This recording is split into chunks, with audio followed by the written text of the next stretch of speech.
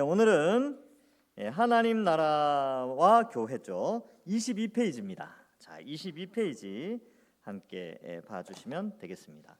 자, 여러분, 하나님에 대해서 설명을 할 때 하나님을 이렇게 설명하기도 합니다. 하나님은 거룩하신 하나님이시다. 근데 이 거룩이라는 단어를 쓸 때는요, 이 거룩 안에 우리가 생각하는 뭐 착하다, 좋다 이런 개념도 있지만 성경에서 거룩하신 하나님을 설명할 때는 두 가지로 설명합니다. 첫 번째는 공의가 완전하시고 사랑이 풍성하신 하나님. 그래서 이 거룩이라는 것은 공의와 사랑을 같이 포함하고 있다는 것이죠.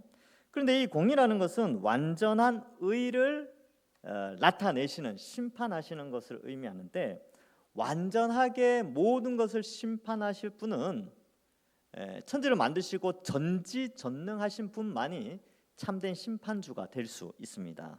그래서 모든 것을 아시고 모든 것을 만드신 분이기 때문에 이 공의는 초월자만이, 완전한 초월적 존재만이 이 공의를 완전하게 행할 수가 있어요.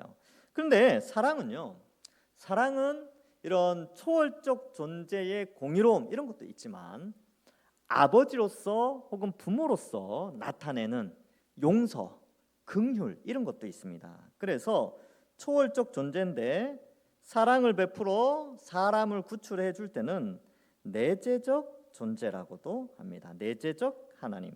존재라는 표현이 좀 그렇다면 초월적, 내재적 이렇게만 표현을 해볼까요? 그래서 초월하시는 하나님이 내재하셔서 하나님의 거룩을 나타내는데, 이 두 개가 가장 조화롭고 최절정에 이른 사건이 뭐냐 하면 예수 그리스도의 십자가 사건입니다. 그래서 하나님의 거룩이 공의와 사랑으로 나타나는데, 이것의 최절정의 모습은 바로 예수님의 십자가로 나타나게 되었습니다. 자, 그래서 지금 이제 오늘 본문 다시 화면을 바꿔주시고요. 오늘 본문에 보시면 22페이지 보시면 하나님 나라와 교회라고 해서 조지 레드라는 사람이 쓴 책에 하나님 나라와 교회는 어떤 관계가 있는가, 특별히 하나님 나라에 대해서 다시 한번 우리에게 가르침을 주고 있습니다. 자, 초월과 내재에 대해서 일단 알아보는 거죠. 근데 이 부분이 왜 나오냐 하면 그 나라의, 하나님 나라의 주권자가 어떤 분인가를 알아야 돼요. 그죠? 여러분, 왕이 누군지 알아야죠. 왕이 모르는데 그 나라의 백성이 내가 어떤 나라에 속해 있는데 왕이 누군지 몰라. 지금이야 민주주의 사회니까 뭐 왕이 뭐 이런 거 개념이 없어요. 그런데 옛날 왕국 시대에는 왕이 누군지 알아야 되잖아요. 왕의 속성도 알아야 되고. 하나님 나라는 왕국이거든요. 하나님 나라, Kingdom of the God, 이렇게 Kingdom of God 이렇게 표현하는데, 킹덤이라는 게 왕국을 의미하거든요. 근데 이 하나님이 어떤 분인가를 알려주고 있는 것이죠. 그분은 바로 거룩하신 분인데 초월적 존재이며 내재적 존재이시다. 그래서 이 표현을 쓰고 있다는 건데, 그 밑에 보겠습니다. 하나님의 초월은 인간과 같지 않으시고 육이 없으시며 전능하시고 시공간에 제한받지 않으시는 창조주 하나님을 표현할 때 사용되는 단어이다. 그러니까 이 뭔가 위대하고 크고 막 그죠? 이런 분 있잖아요. 이런 분. 우리가 거의 막 범접할 수 없을 초월의 존재. 뭐 이럴 때에 이 초월을 표현을 하고요. 보면 이제 특성은 이렇습니다. 이는 인간사 밖의 위대한 존재, 인간사와는 상관없이, 이게 인간사와 상관이 없다는 말은 인간에 의해서 조종된다든지 인간에게 간섭을 받는다든지 그런 것이 아니라 이 인간과는 상관없이 초월적 존재가 알아서 주권적으로 행동하는 것을 의미하죠. 인간사와는 상관없이 위대한 존재를 의미한다. 인간의 역사와 자연의 합리적인 원칙에 종속되지 않는 것이다. 그래서 여러분, 예수님이 오셔서 무리를 걸으셨잖아요. 여러분, 이거는 자연 법칙에 어긋나죠. 그래서 그 무리를 걷는 예수님을 통해서 우리에게 알려주는 게 뭐냐면, 예수님은 초월적 존재다, 신적 존재라는 것을 무리를 걷는 사건을 통해서 보여주고, 병자를 고치는 사건, 죽은 자를 일으키는 사건, 이 모든 것들이 예수님의 초월성을 나타내는 거예요. 왜요? 예수님은 하나님이시니까.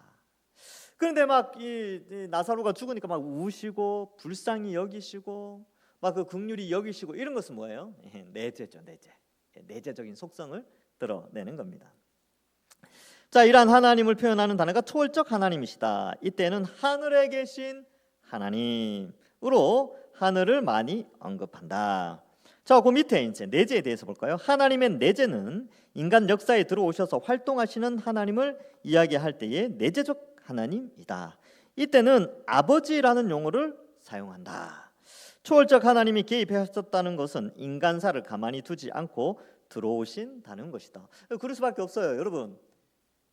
여러분 자녀들 있죠, 자녀들. 이렇게 보니까 다 자녀들이 있어요.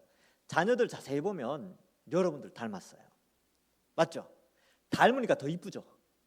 내 모습을 닮든 남편 모습을 닮았든 아내 모습을 닮았든 닮은 거 보면 이쁘다니까요. 하나님이 우리를 만들 때 어떻게 만드셨냐면 자기 형상대로 사람을 만드셨어요. 만들고 나서 얼마나 이뻤겠습니까? 여러분 그 자식들 이뻐하는 것, 손주들 이뻐하는 거 있잖아요. 그 이뻐하는 마음으로 하나님이 인간을 이뻐하세요. 그러니까 간섭을 안 할래야 안 하실 수가 없는 거죠.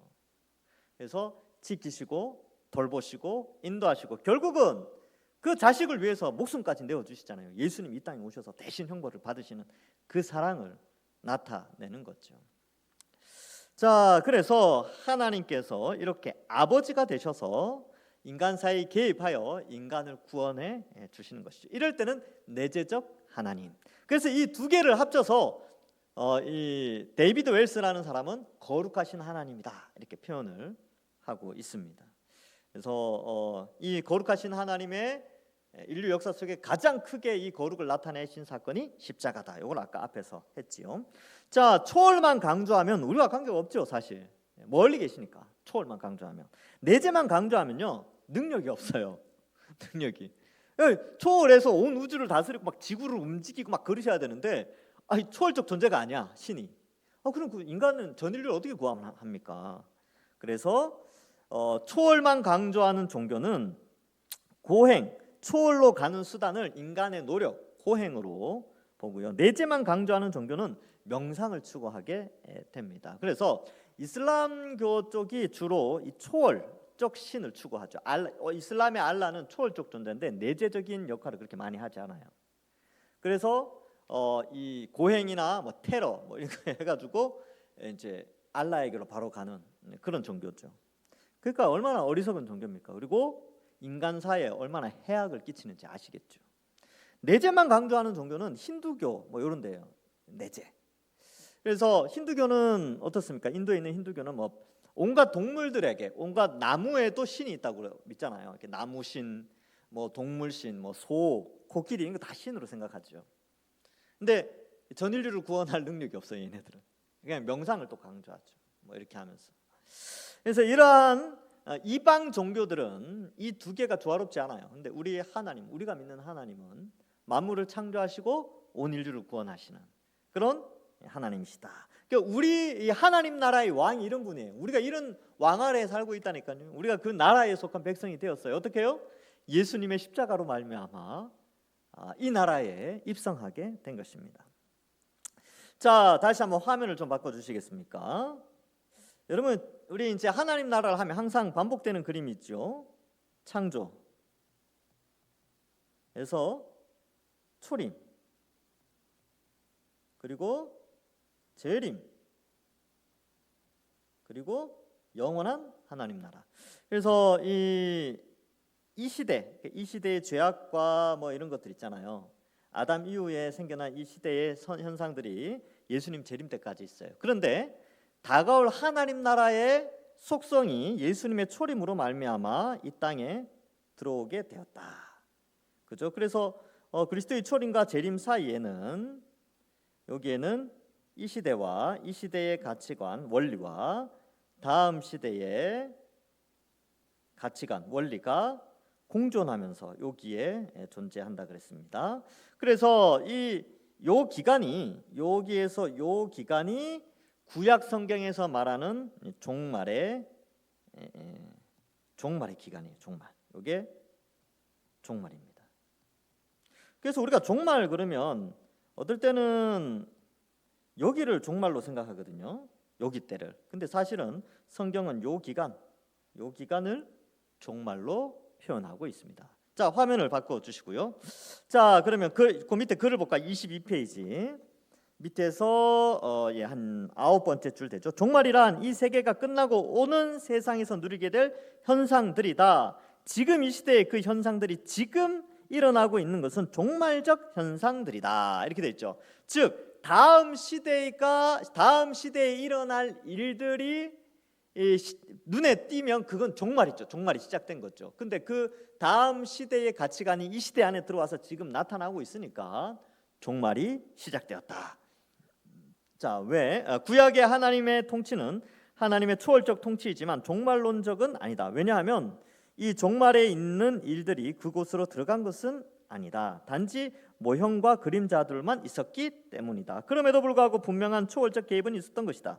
그러나 단지 종말론적인 개입이 없었다는 것이다. 이게 무슨 말이냐면 구약 시대 때는 다음 시대에 나타날 현상들이 없었다는 거예요. 구약 시대 때는.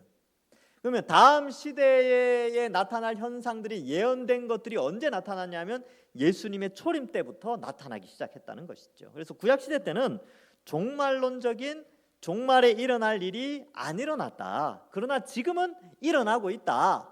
그리고 예수님의 재림으로 완성될 것이다. 이것을 말해주고 있습니다. 밑에서 넷째 줄. 그러나 단지 종말론적인 개입이 없었다는 것이다. 그래서 어떤 면에서는 정태적이었다고 볼 수 있다. 이게 무슨 말이냐면 정태적인 게 뭐라 그랬습니까? 들어가는 것. 이 시대와 다음 시대가 완전히 구분되어져서 이 시대 안에 하나님 나라는 없다. 그래서 나중에 천국에 들어가는 그것을 정태적이다라고 표현을 했죠. 그래서 구약 시대 때는 정태적 가치관을 가질 수밖에 없었어요. 왜? 하나님 나라의 종말론적인 현상이 없었거든요. 그래서 가는 곳, 앞으로 올 세상, 다가올 세상 이렇게 했는데 그 다가올 세상에 일어날 일들이 지금 이 시대와 공존하게 있으니까 종말이 이미 임했구나. 그러나 아직 완성되지 않았구나. 이렇게 우리는 이해하게 되는 것입니다.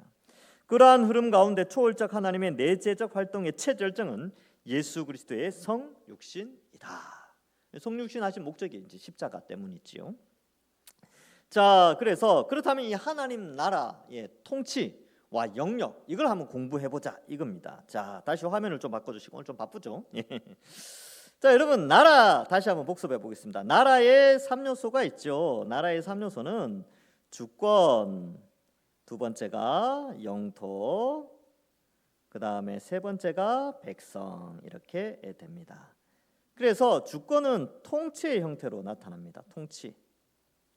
영토는요, 통치가 미치는 영역이죠. 영역. 이거는 때로는 가시적이기도 하고 비가시적이기도 한데 가시적 특성을 가지고 있습니다. 눈에 보인다는 뜻이죠.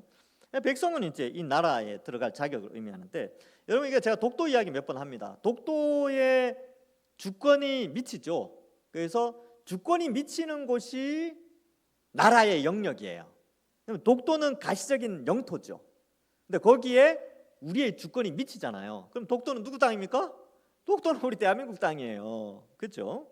그래서 그런 개념을 가지고 있으면 돼요. 그러면 지금 23페이지에서 통치냐 영역이냐 이것을 따지는 것은 뭐냐면 주권과 영토 이 개념을 생각해 보자는 것이지요.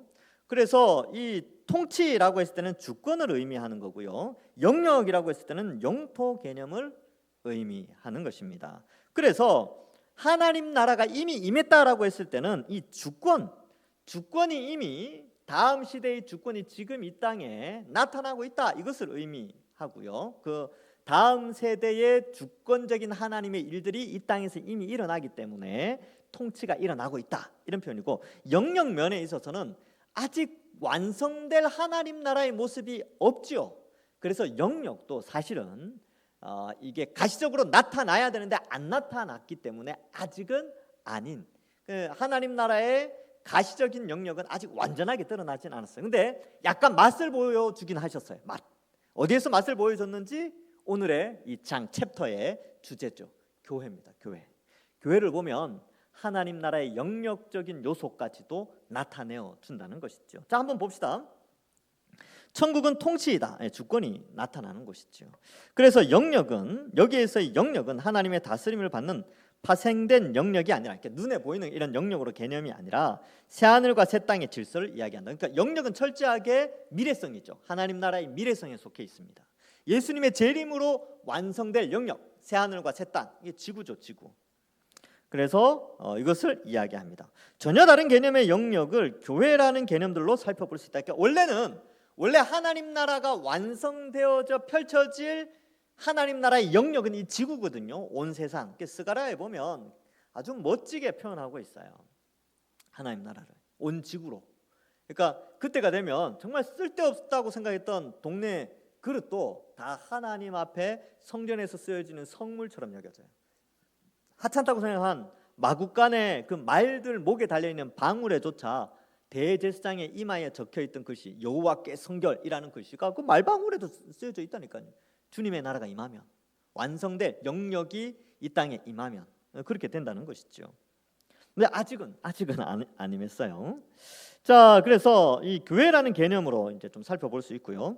그 밑에 이제 철저 종말론자들, 이 누구냐면 유대인들입니다. 유대인들. 철저 종말론자들은 뭐냐면 하나님 나라가 아직 안 임했다, 나중에 임할 거야, 이렇게 생각하는 사람들인데, 철저 종말론자들의 개념은 영역의 개념을 가지고 있기 때문에 그렇게 형성됩니다. 그러니까 이 사람들은 영역이 눈에 띄어야지 하나님 나라가 임했다고 생각하지, 통치가 임했다라고 해서 하나님 나라가 임한 게 아니다, 이렇게 생각하는 거예요. 무슨 말인지 아시겠습니까? 이게 제가 어려운 말을 한 거예요. 여러분 이걸 알아듣는다면 대단한 겁니다. 자, 보세요. 여기 그림에 보시면 유대인들이나 이 땅에 하나님 나라가 아직 오지 않았다라고 주장하는 사람들은 왜 그렇게 주장하냐면 이 영토 때문에 그래요. 영토. 아직 완전한 영토가 안 되었거든요. 그러니까 생명수가 흐르고 생명나무가 있고 이런 게 나타나야 이 사람들은 하나님 나라가 이미 임했다라고 보는데, 지금 이 영토 개념이 없으니까 하나님 나라는 아직 안 왔어 라고 하는 사람들이 철저 종말론자들, 그리고 유대인들이 지금 그렇다는 거예요. 근데 우리는 이 영토 개념을 보지 않고 뭘 보느냐면 주권, 이 개념을 보는 거예요. 하나님의 주권이 이 시대에 나타났다는 거죠. 예수 그리스도의 초림으로부터 하나님의 통치가 나타났어요. 그래서 우리는 어떻게 고백하냐면 하나님 나라가 이미 이 땅에 임했다. 예수 그리스도를 통하여서, 복음을 통하여 교회가 그 통치의 수단으로, 통치에 쓰임받는 존재로 교회가 지금 사용되고 있다라는 개념에서 하나님 나라가 이미 임했다라고 우리는 주장한다는 것이지요. 그래서 여러분 이 나라 개념을 잘 이해해야 돼요. 그래서 이 철저 종말론자들은 이 나라의 세 가지 요소, 주권, 영토, 백성의 개념이 잘못되어 있어서 그래요. 근데 우리는 사회학적으로 봐든 뭐 이렇게 사회 시간에 배웠던 거거든요. 이 성경적으로 보든 주권이 미치는 그곳이 나라가 임한 곳입니다. 예. 그래서 여러분 저기 바다에는 땅이 없죠. 눈에 잘 안 보여요. 근데 거기에 우리의 주권이 미치면 그곳이 우리의 땅이 우리의 영역이 되는 것이죠. 뭐 그런 개념과 같은 거예요. 그래서 주권 중심이다. 주권 중심으로 가면 하나님 나라가 이미 임했어요. 영토 중심으로 가면 아직은 완성되지 않았습니다. 이런 개념을 표현하고 있다. 화면을 바꿔주시고요. 자, 그래서 이 하나님 나라의 개념을 주기도문을 통하여서 한번 살펴봅시다라는 개념이 이제 오늘 챕터에 나타나게 됩니다. 자, 주기도문을 볼까요? 하늘에 계신, 여기 초월이죠. 우리 아버지여, 이건 내재입니다. 이제 이해되시죠? 하늘에 계신 우리 아버지여, 초월적 하나님, 내재적 하나님, 이런 뜻입니다. 그래서 돼 있고, 나는 스스로 있는 자라고 돼 있죠. 이건 이제 초월적 존재. 그리고 아브라함과 이삭과 야곱의 하나님, 이건 내재적 존재를 표현하고 있습니다. 이때 신약 시대의 맨 처음 강조된 부분은 아버지이다, 파테르. 여러분 이게 무슨 말이냐면 헬라어 원문을 보면요, 주기도문이 하늘에 계신부터 나오지 않아요. 헬라어 원문에 보면 아버지, 당신은 하늘에 계십니다, 이렇게 나와요. 아버지를 먼저 불러요. 아버지를. 그러니까 우리가 번역할 때는 좀 자연스럽게 하려고 아버지하고 설명을 하는 것보다 우리는 이제 좀 역순이 있죠. 그러니까 하늘에 계신 우리 아버지요, 이렇게 표현하는데 헬라어 원문은 아버지부터 시작해요. 예수님이 가르쳐준 기도 처음부터, 야 너네 처음부터 하나님 불러, 아버지라고 불러, 이런 뜻입니다. 하나님 우리 아버지십니다. 내재하셔서 우리를 구원하시죠. 자, 그래서 아버지, 파테르, 이렇게 헬라어로 파테르거든요. 옛날에는 제가 뒷부분 하늘에 계신 우리 아버지, 하늘에 계신 이것도 헬라어로 배웠습니다. 우라노스 뭐 이렇게 쭉 시작하는 게 있는데 지금 다 까먹어 버렸어요. 자, 그 밑에 이제 주기도문을 7개로 나누어서 설명을 합니다. 첫 번째, 이름이 거룩히 여김을 받으시오며, 그러니까 하나님의 이름이 거룩히 여김을 받는 거죠. 그러니까 거룩히 여김을 받는다는 것이 하나님 영광 받기를 원합니다. 두 번째가 나라의 임하옵시며 이렇게 되어 있는데, 이 땅에 하나님 나라가 임하옵시며, 여러분 이라고 돼, 옛날 번역에 보면 나라 이라고 돼 있어요. 계단 내려가시다 보면 돌아가신 우리 허균 장로님, 제가 뵙지는 못하겠지만 그 주기도문 써놨잖아요. 거기 보면 나라 이라고 돼 있죠.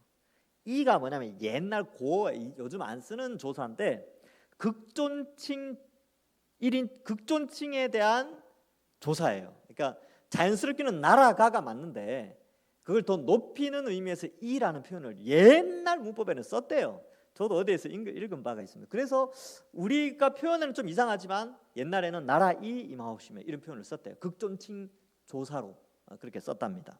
근데 지금은 이제 나라가 임하옵시며 하는데 저는 나라 이를 좋아합니다.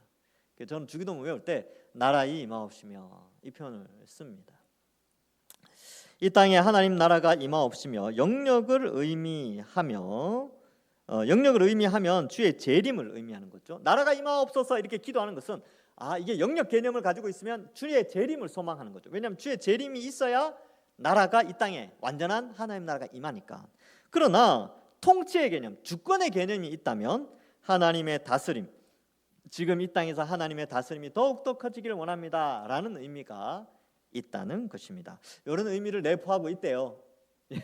이해되십니까? 그러니까 임의의 개념에서 나라가 임하신다라는 것은 통치가 우리에게 임하여 달라 이런 뜻이고요.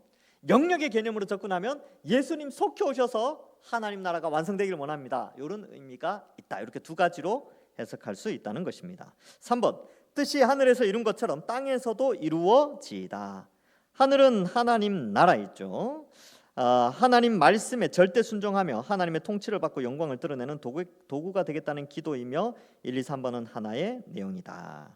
그래서 이 땅에서 하나님 뜻이 이루어진다는 것은 그 하나님의 뜻에 내가 순종하겠습니다. 이런 신앙 고백이 담겨져 있습니다. 그리고 4번, 일용할 양식이라고 되어 있죠. 오늘날 우리에게 일용할 양식을 주옵시고. 자, 첫 번째 1번부터 3번까지는 하나님께 영광 돌리고 신앙 고백하는 내용이 되었다면 4절부터는 본격적으로 간구가 나옵니다. 요구죠, 요구, 간구. 일용할 양식을 주옵시며 하루 쓸 양식 출애굽에 만나 염려하지 않는다. 10년치 양식을 주옵시고 이러면 참 좋았을 텐데, 예수님이 우리에게 주님 가르쳐 주신 기도할 때 제자들이 기도 좀 가르쳐 주시오 그럴 때 우리에게 10년치 양식을 주옵시고 이렇게 가르쳐 주셨다면 얼마나 좋을까요? 그런데 일용할 양식이래요. 하루 먹고 살 양식만큼 있도록 그렇게 기도한 것이죠. 의미는 이겁니다. 많이 가지지 말라 이런 뜻이 아니고 하루하루 모든 것이 주의 은혜로 살아가도록 간구하는 거예요. 광야에서 만나 하루라도 안 내리면요, 이게 배고파요. 여러분 이제 금식 해보신 분들은 아시겠지만 하루만 굶어도요 사람이 아무것도 못해요. 지쳐가지고 가만히 있습니다. 말도 하기 싫어요. 근데 만나가 하루만 안 내리고 그것도 광야잖아요. 광야. 그러니까 얼마나 힘들었겠어요. 근데 매일매일 만나를 주셨고 안식일 전날은 이틀치를 주셨다니까요. 놀랍게도. 그처럼 일용할 양식을 주옵시고 이 표현은 하나님의 은혜로 하루하루 살게 해달라. 그래서 하나님의 은혜로 하루 많이 주실 때도 있고요, 하루 적게 주실 때도 있습니다. 사람마다. 제가 전에도 말씀드렸죠. 배치의 개념이라 그랬죠. 배치.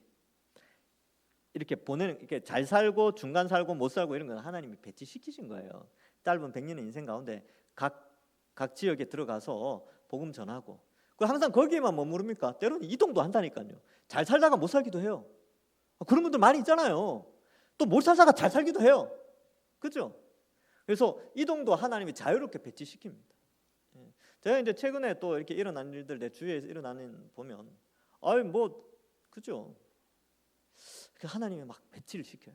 사람들을 막 이동시키고, 제가 아는 목사님들 막 여기에서 이렇게 막 가고 그런 일도 막 있더라고요. 제 주변에서, 우리 노회 안에서도 있고. 하나님의 배치구나. 그런 생각을 많이 해봅니다. 그래서 이러한 것들을 볼 때에 여러분 일용할 양식을 주옵시고. 이것은 단 하루도 주의 은혜 없이는 살 수 없습니다. 이 개념을 붙잡고 살아가는 거예요. 여러분, 일용할 양식이 있다면 감사합시다. 예, 하나님 또 배치시켜 주시는 위치에서 감사하면서 사시면 돼요. 예. 저는 늘 말합니다. 여러분 잘 살고 있어요. 예. 80억 인구 중에 잘 사는 편에 들어갑니다. 예, 다 잘 살아요. 자, 그다음 오늘날 우리에게 일용할 양식을 주옵시고 우리가 우리에게 죄 지은 자를 사하여 준 것 같이 우리 죄를 사하여 주옵시고. 이거 죄 용서죠. 그래서 죄 체험과 죄 용서. 그러니까 우리가 죄를 지으니까 죄를 용서해 달라는 건데 이 부정적 소극적 측면이다. 적극적인 표현은 더 사랑하게 해주십시오 이런 뜻이에요. 그러니까 용서해 달라는 것은 소극적인데 적극적인 건 뭐냐면 사랑하며 살게 해주십시오. 하나님 사랑, 이웃 사랑을 실천하며 살게 해주십시오. 이게 좀 더 적극적인 거고, 소극적인 것은 죄를 용서해 달라 이런 것이 소극적 기도입니다. 그다음에 우리를 시험에 들게 하지 마옵시고 이렇게 돼 있죠. 시험은 테스트가 아니라 템테이션이다. 거기 영어로 제가 써놓으려고 그랬는데 영어가 빠졌네요. 다행입니다. 이 테스트는 시험을 치르다. 이 테스트는 어려움을 통해서 잘하게 하는 목적이 있는데요. 템테이션은 뭐냐 하면 이 죄를 짓게 해서 하나님으로부터 멀어지게 하는 겁니다. 근데 이 단어가 헬라어에서는 같은 단어를 써요. 그러니까 이 단어를 어떻게 해석해야 되냐 하면 문맥에 의해서 해석을 해야 됩니다. 문장 속에서 이 단어가 어떤 의미에서 이게 테스트냐, 템테이션이냐, 유혹이냐, 시험이냐 이거를 잘 구분해 내야 되는 건데 여기에서는 템테이션, 유혹이죠.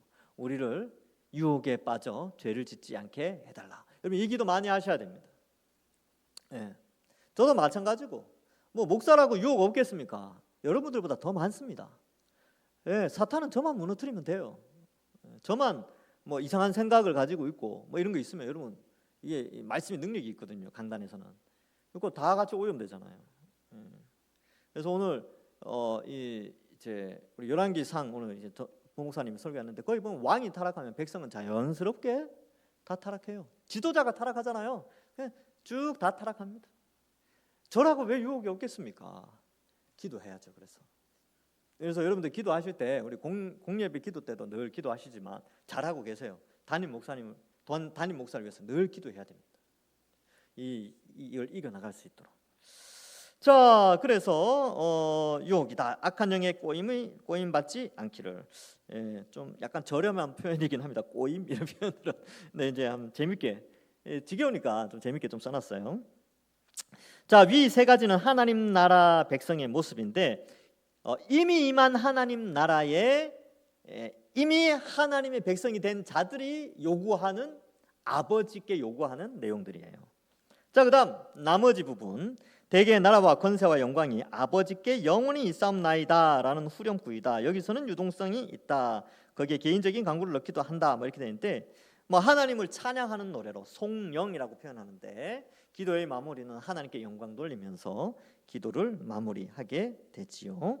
자, 이렇게 주기도문 사실 제가 짧게 했는데 이거 굉장히 깊게 들어갈 수 있는 부분이 있어요. 그래서 나중에 뭐 혹시나 특강할 부분이 있으면 한번 하고 아니면 뭐 그냥 나중에 또 마태복음 할 때 마태복음 곧 주기도문 나오니까 그때 또 살펴보도록 하겠습니다. 자, 그렇다면 이제 교회가 나오죠. 자, 지금 하나님 나라가 이미 임했어요. 우리는 그 나라의 백성이 되었고, 근데 그 나라의 백성인 우리가 모여 있는 이 공동체를 뭐라고 하냐면 교회라고 합니다. 근데 교회를 헬라어로 뭐라고 하냐면 에클레시아라고 합니다. 그래서 에클레시아의 사상적 기원. 조지 레드라는 사람은 남은 자 사상을 교회로 갖고 온다는 것이죠. 리델보스는 보편적으로 하나님의 백성의 개념을 가지고 온다. 그러니까 교회는 구약의 배경으로 봤을 때 교회의 기원을 찾는 것은 구약 성경에서 찾을 수 있어요. 구약 성경에서 남은 자 그리고 하나님의 백성 이 용어들이 구약 성경에 나오는데 그것이 신약에 와서는 교회가 되었다 이런 표현입니다. 남은 자 사상이라는 것은 자 볼게요. 구약의 이스라엘 백성이 가나안 땅에서 쫓겨나지만 바벨론으로 포로로 잡혀가죠. 하나님께서 자신에게 순종하는 자들을 남기셔서 하나님이 그의 백성으로 삼으신다는 개념이다. 그래서 바벨론의 포로로 가지만 그 포로 가운데 하나님이 남은 자를 두셨다는 거예요. 이사야는 그들을 그루터기라고 표현을 합니다. 그래서 이 남은 자는 이스라엘이 만약에 뭐 600만이다, 1000만이다. 그 가운데서 다 이스라엘이 아니에요. 그 가운데 하나님의 은혜를 받아 택함을 받은 자가 참 이스라엘이 됩니다. 그래서 예수님도 이 나다나엘이 나무 아래 있었죠. 예수님이 뭐라 그러냐면 야 이는 참 이스라엘이다 이렇게 표현해요. 그러니까 거기 다 이스라엘 사람들이었는데 예수님이 나다나엘을 콕 집어가지고 저 사람은 진짜 참 이스라엘이다 이렇게 표현했다는 거죠. 이 표현은 뭐냐면 눈에 보이는 이스라엘, 혈통적 이스라엘이 다 이스라엘이 아니고 그 가운데 소수의 남은 자, 이 남은 자라는 게 소수라는 뜻이거든요. 소수의 남은 자만 하나님의 백성이다. 이 개념을 이 레드라는 사람은 요 남았다라는 소수의 개념을 강조하고요. 리델보스라는 사람은 하나님의 택함을 받은 백성이라는 개념을 강조하면서 교회를 강조해요. 그래서 교회는요 소수이며 하나님의 은혜를 받은 백성이다, 선택을 받은 백성이다 이런 개념이 있습니다. 이것은 계시의 발전이다. 따라서 참 이스라엘 개념은 신약에도 굉장히 강하게 드러난다. 이스라엘 백성이 하나님의 백성이며 카할, 이게 히브리어 카할인데 이게 구약 성경에서 거룩한 백성, 회중 이런 뜻이거든요. 근데 이 카할을 이 신약 시대의 헬라어로 바꾸면 에클레시아가 된다 이렇게 설명한다는 것입니다. 참 이스라엘이 누구인가의 논의에 남은 자 사상이 이제 스며들게 됐죠. 그러니까 레드와 리델보스의 주장을 같이 함께 묶어서 우리는 교회를 인식해야 돼요. 그러니까 우리는 누구냐면요, 구약의 남은 자처럼 우리도 이 시대의 남은 자가 되었어요. 구약의 은혜로 택함을 받은 이스라엘 백성처럼 우리도 이 시대의 은혜로 택함을 받은 자들입니다. 자, 남은 자 사상 때문에 12명을 뽑으신다. 그러니까 12명 뽑는 이유는 이스라엘 개념 때문에, 참 이스라엘 개념 때문에 그렇습니다. 그래서 이스라엘은 12 그 자녀를 통하여서 나라가 형성됐듯이 예수님이 이 12명의 제자를 통하여 하나님 나라를 만들어 가시죠. 아브라함의 후손은 혈통이 아니라 믿음을 쫓는 자들이다. 바로 그들이 기업을 얻는다. 예수님이 12명을 굳이 뽑은 것은 이들로부터 시작되는 참 이스라엘을 선언하는 것이다. 구약 성경의 모든 약속과 예언은 참 이스라엘을 대상으로 한 것이기에 하나님이 복의 대상을 바꾸려고 했던 것이 아니라 원래 의도했던 것이다. 이게 말이 좀 어렵게 돼 있는데 이 참 이스라엘 개념을 가져오면서 이스라엘의 원래적인 의미를 회복시켜 주시는 거죠. 왜냐하면 이 이스라엘하고 하나님과 언약을 맺었지만 다 지키지 못했어요. 언약을 지키지 못했죠. 불순종했죠. 그러나 하나님은 남은 자를 두셔서 참 이스라엘을 만들어 가세요. 근데 이 모든 것이 인간의 노력에 의해서 결정된 게 아니라 하나님의 주권적인 자유로운 선택에 의하여서 이 하나님의 백성 남은 자가 이루어졌죠. 그럼 교회도 마찬가지예요. 오늘날 우리가 있는 이 교회도 우리의 노력과 이것에 의해서 이렇게 여기까지 온 게 아니고 하나님의 자유로운 주권적 선택에 의해서 우리를 선택하시고 불러 모으신 겁니다. 그러니까 우리는 은혜입니다. 은혜. 그냥 감사밖에 없어요. 여러분들이 거기 앉아 있는 거, 제가 여기 서 있는 거, 제가 뭐 잘났을까요? 아니요. 저도 그냥 은혜로 그냥 너는 여기 배치시켜 놓은 거예요. 여러분들 거기 이렇게 배치시켜 놓은 거죠. 상급은 나중에 주님 앞에 가서 그럼 그때 보면 돼요. 목사라고 큰 상급 받고 평신도라고 일반 성도라고 상급 적게 받고 그런 개념이 전혀 없다니까요. 배치시킨 위치에서 얼만큼 충성 봉사하느냐에 따라서 하나님께서 상급을 주신다니까요.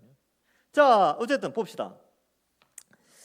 자, 여기에서 선택 개념이 나온다. 이렇게 나오죠. 여기에 선택 개념이 나온다. 원래부터 하나님은 아브라함의 믿음을 쫓는 자들을 참 이스라엘로 보셨다. 그래서 선택은 하나님의 자유로운 선택으로 아브라함의 믿음을 선물로 주시는 거예요. 어떤 방식으로 이 선물을 주시냐면 성령을 부어주시고 말씀이 들려질 때 믿음의 선물을 주십니다. 여기 이제 지난 시간 예전에 했던 것이죠. 주일날 했던 거죠. 주일날 뭘 했는지 화면을 제가 보여드릴게요. 여러분 주일날 한번 보세요. 요거 생각나십니까? 요거 화면 좀 바꿔주시겠어요? 요거 생각나십니까?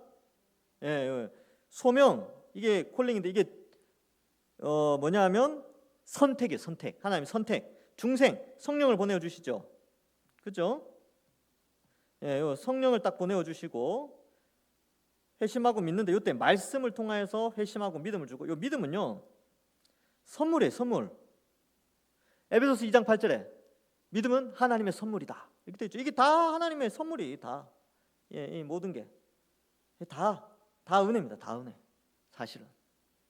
그래서 그런 개념을 가지고 있고 아브라함의 믿음을 쫓아가게 산 것도 이 믿음을 쫓아간다라는 개념을 쓰는데 사실 이것도 주어진 겁니다. 우리에게 주어진 거예요. 예, 화면을 바꿔주세요.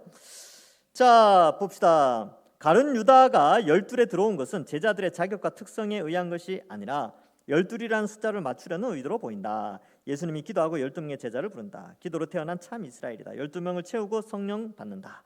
교회는 참 이스라엘이고 참된 하나님의 백성이다. 그래서 이 가룟 유다는 예수님이 옆에 있었지만 예수님을 거부했죠.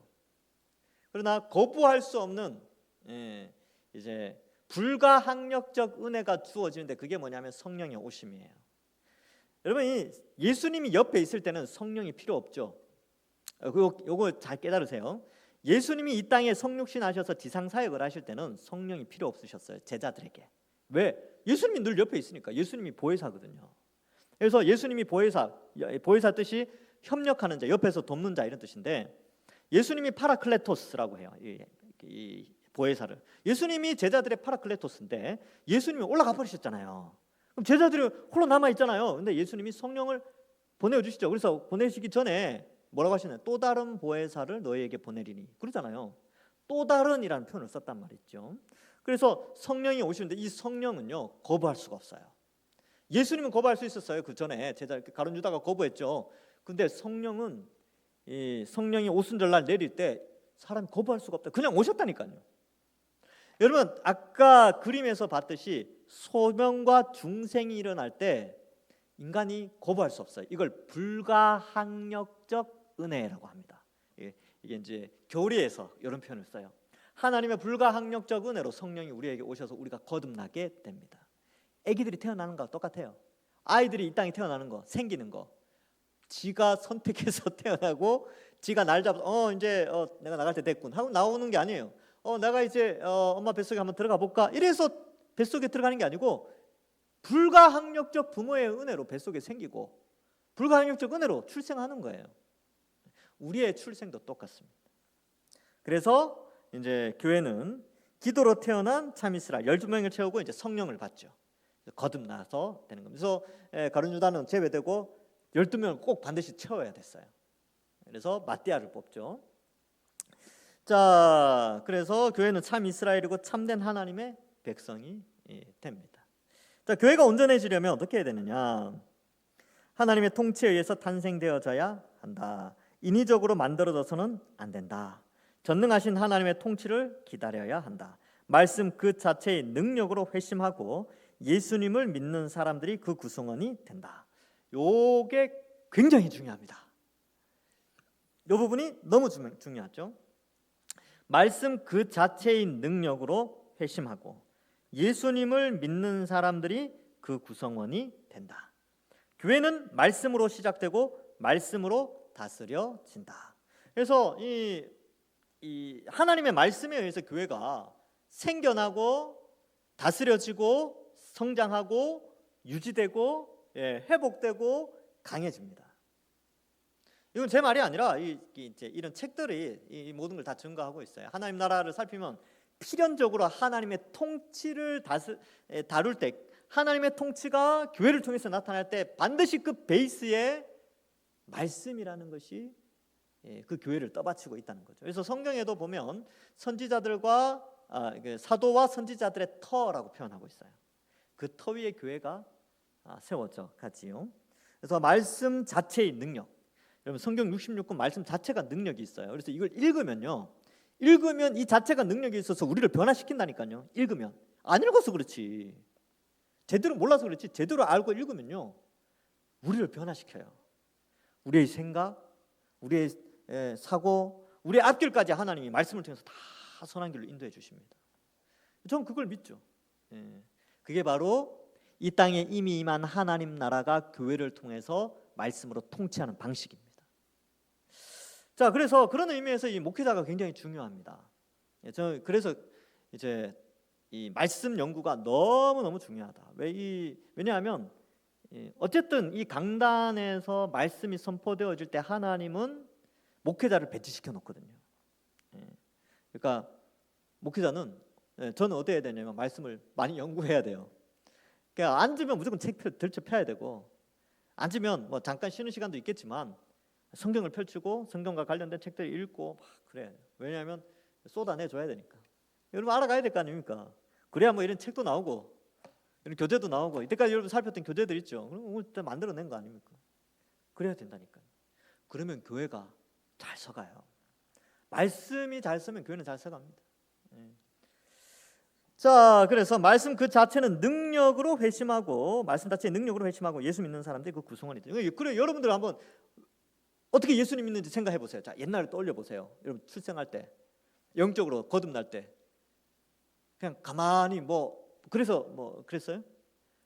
설교 말씀 듣고 성경 말씀 듣고 맞다, 그럴 수 있겠네 하고 성경 말씀 듣고 회개하고, 성경 말씀 듣고 결단하고, 성경 말씀 듣고 믿겠습니다 하고 그랬을 거 아닙니까? 뭐 이 가운데 TV 보면서 예수 믿은 사람이 있어요? 없잖아요. 없어요. 기독교 방송 그런 거 말고 그냥 뭐 MBC, KBS 보면서 예수 믿은 사람 없잖아요. 우리는 말씀 듣고 예수 믿은 사람이에요. 말씀 자체에 능력이 있으니까. 그래서 우리가 교회, 하나님 나라가 이미 임한 하나님 나라가 그 통치의 영역이 교회를 통해서 말씀으로 확대되어 간다는 사실을 우리 명확히 인식을 해야 됩니다. 그러니까 말씀이 중요한 거예요. 말씀이 중요합니다. 그래서 뭐 찬양도 중요하고요, 기도도 중요하고 뭐 그런 것도 중요하겠지만, 일단 말씀 위에 말씀을 통해서 찬양하고, 말씀을 바탕으로 기도하고, 말씀을 전도하고, 그런 거예요. 이게 굉장히 중요합니다. 뭐 어떤 사람은 목사님 맨날 말씀만 강조하고 찬양은 강조 안 하십니까? 하는데 저 찬양 굉장히 강조합니다. 저는 찬양 인도 우리 김성민 집사 하는 것처럼 제가 9년 동안 했어요. 9년 동안. 청년부 때 그것도. 사역 나가서도 몇 번 하고, 그만큼 찬양을 좋아하고, 또 찬양에 관련된 신학책도 많이 읽었어요. 찬양 관련 신학책 이런 것도 있거든요. 그래서 연구도 하고 그러는데, 다 연구하니까 제가 결론, 말씀의 은혜 받으면 진짜 찬양하고, 말씀 없으면 그 찬양은 유행가나 똑같다, 그런 개념이에요. 찬양은 뭐 예수 안 믿는 사람들도 부르잖아요. 부르거든요. 그런 거 당신은 사랑받기, 이거 불신자들도 다 좋아해요. 근데 그 속에 말씀을 통한 믿음이 있느냐 없느냐가 그 찬양의 참된 하나님 정말 높이는 그런 게 있죠. 믿음에 의한 겁니다. 말씀도 믿음으로 읽고요, 찬양도 믿음으로 하고, 기도도 믿음으로 기도하는 겁니다. 자, 그래서 봅시다. 교회가 온전해지려면 그렇게 해야 돼요. 교회 하나님의 통치에 탄생되어져야 한다. 인위적으로 만들어져서는 안 됐죠. 그래서 여러분들이 생각하는 교회 있잖아요. 교회. 여러분들이 꿈꾸는 교회 있죠. 있을 거 아닙니까? 근데 그 꿈꾸는 교회가 성경적 그 가르침에 잘 서 있으면 돼요. 그러니까 성경 많이 읽는 사람이 좋은 교회를 꿈꾸게 됩니다.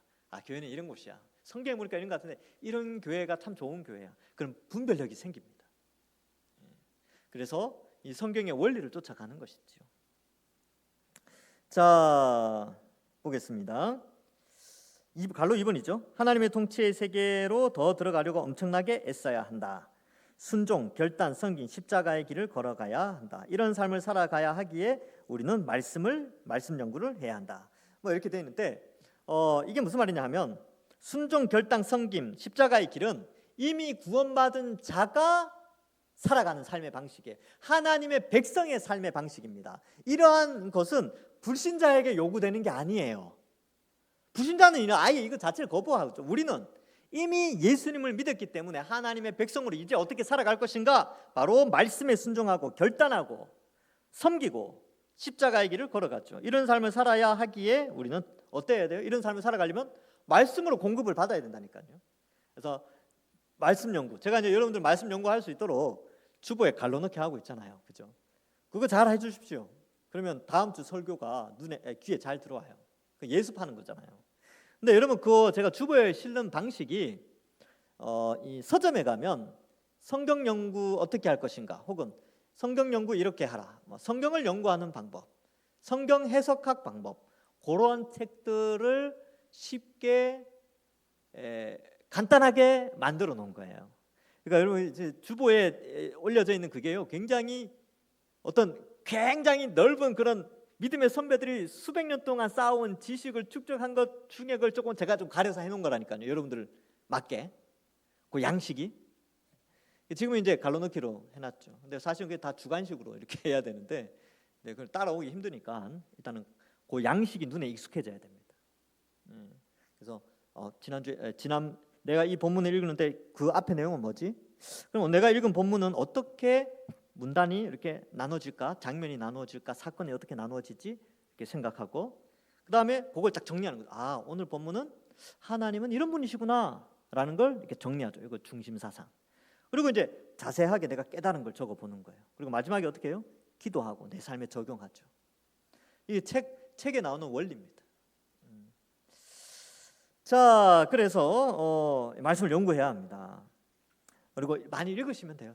또 많이 읽으시고 궁금한 거 있으면 어떻게 해야 됩니까? 궁금한 거 있으면 질문을 해야죠. 질문해야 됩니다. 누구한테?